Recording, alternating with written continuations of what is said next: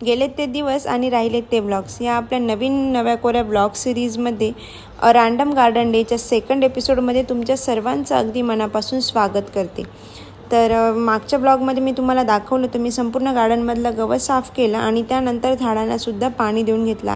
आणि आता तुम्ही बघताय मी ऑलरेडी मातीमध्ये ना वाफे करून घेतले आहे आणि या वाफ्यांमध्ये मी आपण ज्या पालेभाज्या खातो जसे की कोथिंबीर, पालक, मेथी, शेपू यांची बी पेरली आणि मस्त ती बी झाकून पण दिली। आणि 3-4 दिवसांपूर्वी ना मी काही कांदे पण खोचले होते आणि तुम्ही बघू शकता छोटीशी कांद्याची पात पण उगवू लागली आहे।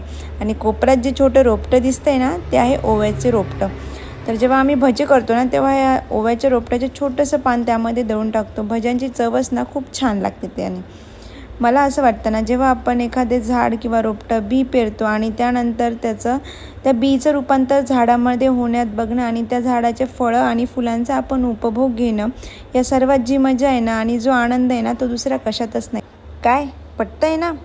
त्यानंतर मी घरात आले आणि घरातल्या इंडोर प्लांट्सला पाणी देण्याचे काम हाती घेतले। आणि हो, अजून एक गोष्ट तुमच्यासोबत शेअर करायची।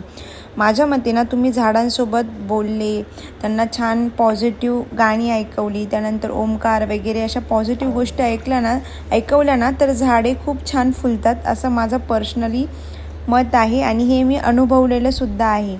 तर तुम्ही पण नक्कीच असं तुमच्या झाडांसोबत करून बघा आणि त्याचा फरक तुम्हाला जाणवेल। मी घरामध्ये खूप सारी इंडोर प्लांट्ससुद्धा लावलेली होती कारण जेणेकरून घरात गेल्यानंतर घरातलं वातावरण शांत आणि फुललेलं दिसावं यासाठी।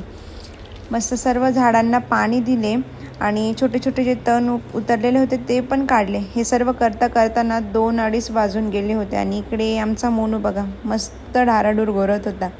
त्यानंतर मी फ्रेश झाली आणि माझं रावण पुस्तक वाचायचं अर्धं झालेलं होतं तर मग मी पुढे ते वाचण्याचं कंटिन्यू केलं आणि या पुस्तकाचा पण मी रिव्ह्यू लवकरच देईन। त्यानंतर थोडीशी झोप घेतली आणि मस्त कडक असा चहा पिला आणि पुढे काय झालं ते तुम्हीच बघा।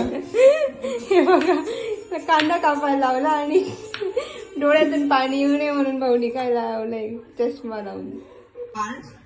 स्टाईल बघा कशी कांदा कापायची आणि आर्टिस्ट ब्लॅक स्पेक्स लावून कांदा कापते कारण डोळ्यात पाणी येऊ नये। One eternity later.